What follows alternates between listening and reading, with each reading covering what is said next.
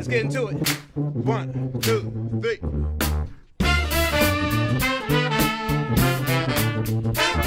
Let's get some more. Clap your hands. Some more. Well, hello, and welcome to My Whiskey Den, your favorite public access whiskey review show where craft whiskey is king.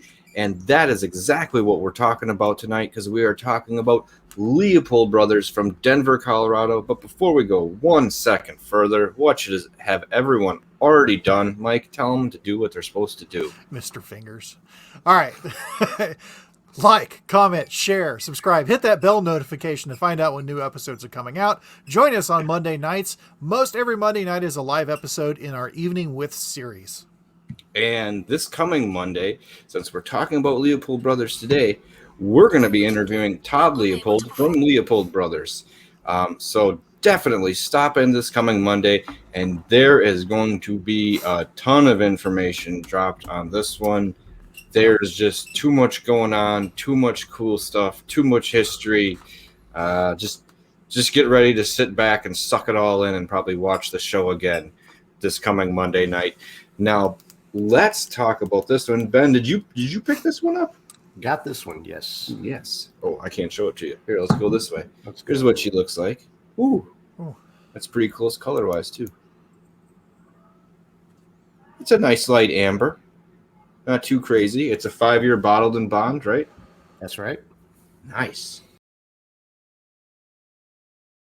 Interesting mash bill on this one. 64% corn, 21% malted barley, and 15% of the Abruzzi Heritage Rye. Oh, well, that should be interesting. And pot distilled. And pot distilled. Yep. I was going to say the rye we had from Highwire when we had 100% rye, and that one I think we talked about for a good 20 minutes. So I'm intrigued as to how that plays into this. That's pretty cool. And that's one of the special things about Leopold with what they're doing. They're using heritage grains as much as they can. They're using a lot of locally grown grains from there in Colorado. I think the rye fields are within about 20, 25 miles of the distillery.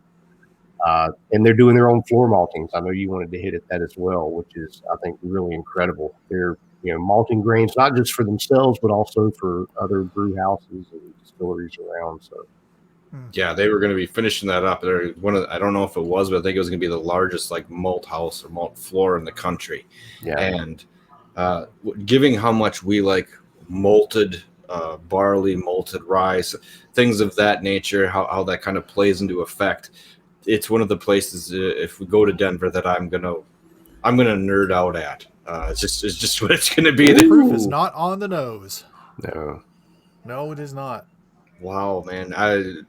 ABV wise, that almost jumps in like a brandy. Like you're way in there. Yeah. Like this is it almost. It's got a nice set of legs to it too. I know you're not really supposed to say that with whiskey versus wine, but it's clinging to the glass. I'm digging the nose already. Yeah. Oh, I think the nose is fantastic. It's just floral in the fruit. I mean, I got apple and pear and toffee. Yes. I get a big honey note off of that too. Yeah. And I'm getting a little bit of mint. And this is another one where, and it happens to a lot of them, top of the glass is different than the bottom, but it is distinctively different on this one for me. Up at top's pretty light. As you're going down, you really get into that a little bit more all spicy. The really rye starts to come through. I mean, I remember that smell from the high rye, and even though it's only 16% or whatever it is, you can really get that kind of punch in there from that. It's I get a touch of grapefruit in there too. It's a little bit nuanced, but I keep getting this hit of grapefruit in there. I can get that, and I'm getting a black and a white pepper when I was getting my other notes. But the grapefruit, I'm definitely getting a pepper. I'm not getting grapefruit. It's like halfway to the end is where I was getting it. Okay, you can all hear it. We're all huffing this whiskey right now. Yeah. There's not a one of us that's not taking an extremely deep inhale on all these, and it is not affecting a thing. No, and this is 50% alcohol, and if I could get my face further in this glass to draw things out of there, I would. But And here's And- what it's not a burn at all. Go ahead. I was gonna say here's what's really neat to me with this hits that kind of grain forward profile we're seeing with a lot of craft whiskeys. That's beautiful, but there's not like a lot. There's not a musty note. There's not like this funky oak note at all. Everything is clean and pristine is the way I would describe the nose on this.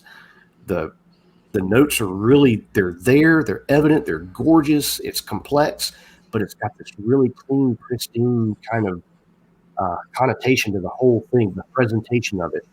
And it makes me wonder, with Todd had this experience of training in Germany, especially with lagers. He was a brewer first before he got into distilling.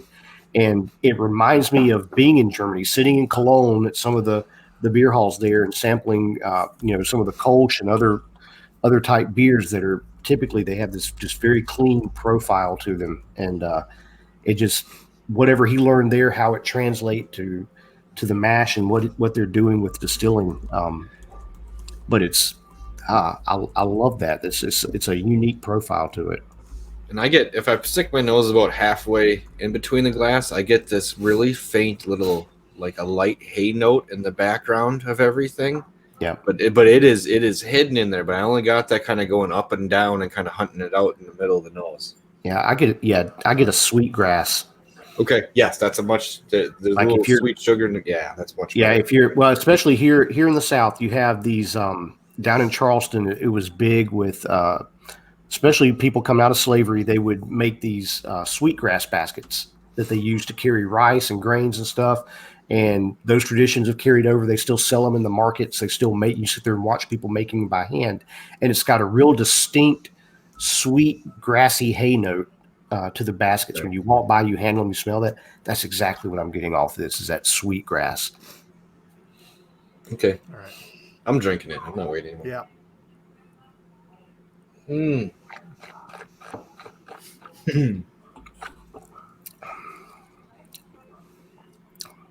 Wow, that is just fun on the entry.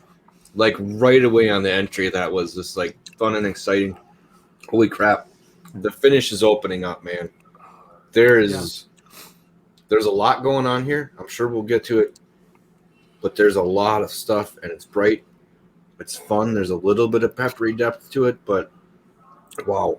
This is going to take a few drinks to examine. So Yes. Yeah. It's And coriander, holy cow. It's like a big hit of coriander in there. like right in the middle of my tongue when I take my first drink, I get a little bit of the coriander, that earthiness, but then I'm getting a sweet caramel note that all of a sudden disappears by the time it hits the middle of my tongue and it blows out to the side. And then that's when all the flavors start rushing in on me. Honey and chocolate on like a wheat wafer kind of thing going right in the middle where you're talking about. I get like this honey sweetness right on the front. And then I think that malt really comes in with kind of this chocolate wafer and wafer note going. The spices kind of spread out. yeah. That's a remind. Yeah, we'll have honey on wheat thins. That reminds me of that. I just like And on the finish, I'm getting kind of a mineral or chalky grapefruit note with the coriander coming on the finish for me. It just it builds. Yeah. I mean, it's dense on the palate and then just slowly comes out. it almost feels like I don't want to say it gets watered down, but it's so dense, and then it feels like it opens up a little bit, and then it's like black pepper, white pepper, the coriander, other things kind of coming to fruition. There's some other notes I'm missing in this. This has got a lot going There's on in the glass. There's a lot to Yeah. explore here. Yeah. There is. It's almost like all the flavors are not so much married, but interlocked with each other that it's hard to break them out because they're all there and they're all just so well assembled Yeah. that they're not separating on the palate. You know, like some of them immediately are like, oh yeah, I get this. Oh yeah, all right, I get the rice spice back here. I get this. Everything is just so locked into each other, and Man. Yeah, you're getting it. To me, I get a visual like almost a grand finale of fireworks. Like you're getting all these multiple explosions going off at once, and you're having a hard time taking it all in because there's just so many things going on at one time. Like walking into a Best Buy.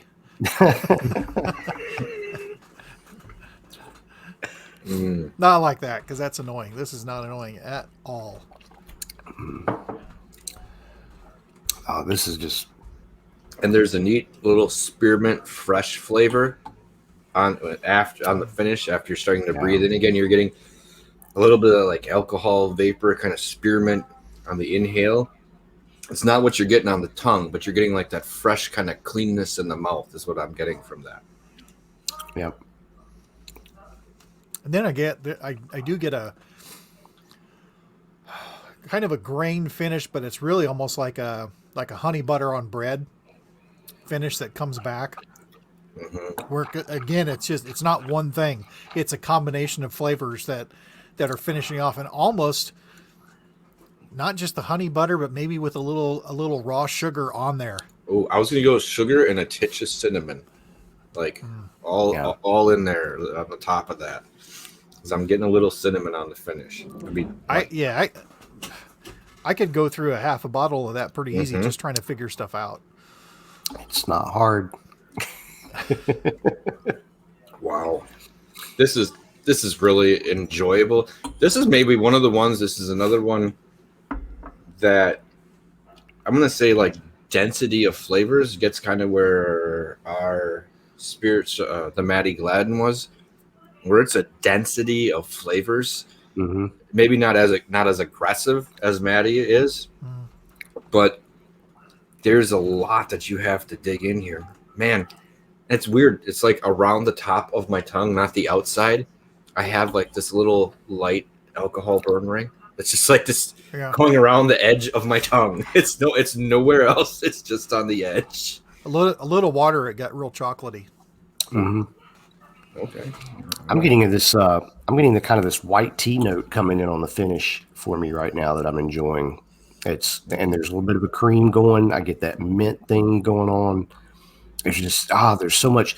This is literally reminding me, or it's making me think of, in comparison, when you go to a restaurant with a really fine chef. You know, you get a meal. The portion's not huge. We're not talking like Outback or something like that.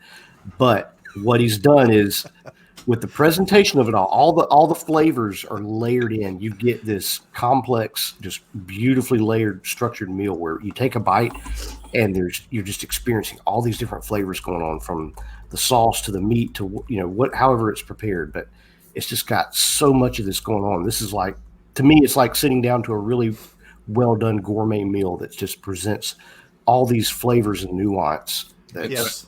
And I agree with that, because I like that description, because a lot of that, sometimes with the sauce, your sauce might have 8 things in just the sauce that's going on. Right. So there's more, like each of these things have its own complexity and is all winding together. Right. Yep. It's all made to complement each other. And you're not getting inundated with too much of anything, and everything. You have the right amount, the right portions, the right amount. It's enough to give you an experience. Yeah, that is delightfully delicious and lovely. And I feel like the corn basically is the stage. It sets the table to present the rye and the malt, and the corn is more of this nuanced underlayer to it that kind of holds everything together. And I think that's a good way of putting it too, because this is not what you would. Yeah, you wouldn't think of this as a normal. I don't know, normal bottled and bond for me. Just, a bourbon. It doesn't taste like a lot of other bourbons that people would think of standardly. You're not getting a huge oak finish. You're not getting, like Ben said, this is more grain mash forward. That's really kind of really playing center stage to everything, and I'm loving that more and more, because when you can start to taste some of the flavors, like or smell them, that's a nice hit. And it's not just like, oh, this reminds me of this. This is the rye, I could smell that rye in here. That's beautiful. Yeah. And it doesn't feel like, it doesn't seem like bottled and bond is the thing. It's like, here's this delicious whiskey It just happens to be bottled in bond. If you hadn't told me, I might have thought you finished this Yeah. in something. Just Yeah. to be honest, like This is almost an American single malt, is what. That's not horribly far off. I mean, not No. single malt, but like a blended malt. Like it Yeah. I don't know. It's a neat one, and this is why when I think Ben had it, he was like, oh, one of those things like it struck a match, like bam, we're gonna write this one down. He said bad words. He said, right out loud in front of everybody. Yeah, pretty much. It was first sip, and oh my god. Okay, yeah, this is special. Mm-hmm. And we love everything that Todd's doing. So I was gonna say that's another reason we're having him on. Like just everything in the background is really cool and special, and they're doing things that not people haven't done. And the one thing that we are going to taste that I'm even more excited about that he has put the kibosh on me tasting until then is this 3 Chambers rye. Now, most of you don't even like MGP, didn't even know they had a 3 Chambers still. They didn't know it existed. Neither do they. Neither do they. That they had there. But they have one, and they're like, I think the only working 3 Chambers still in existence. So this rye, or at least in the U.S., is something I am really, really, really excited about. So stop in on Monday because that's when we're going to be talking about then. If you think I think this is special, I think that has promise of being uniquely different just because of that process, and it's something I haven't tasted before. You know what I mean? It's going to be neat to see how that plays out. Go do a Google search real quick if you're watching on the 3 Chambers still and read about the process of how that works and what it does. It's fascinating, really is, and I'm sure Todd's going to tell us all about it. So you'll definitely want to tune in for that. Yeah, and so like we said, stop in then if you can find this one. Where did you find it, Ben? Was that at a store, or did we get it local? Yeah, I think this was a new release they just came out with this year. Was their bottled in bond straight bourbon. It was barreled in 2015, so they've just released it. So late 2020, I think it finally started to hit stores. So should be able to start to see it. And I like that they let it go 5 years. Sometimes maybe 4 wasn't a sweet spot with it. Right. I think waiting that extra year really paid off for this one. Yeah. Like I said, out of Denver, Colorado, if you're around there, stop. Well, you can't stop in for tours, but you can stop in and I think buy stuff. Yeah. But when they have tours again, put that on the docket. That's going to be something to go see. I know it's on mine. So, on that note, I think we're good for this one. Yes, we are. Yeah. Cheers, everyone out there. Remember, it's not the love of whiskey. Wait. It is the love of whiskey. It is. Just, hey, how about this? Craft whiskey is king. We'll see you next time, folks. Let's get into it. 1, 2, 3.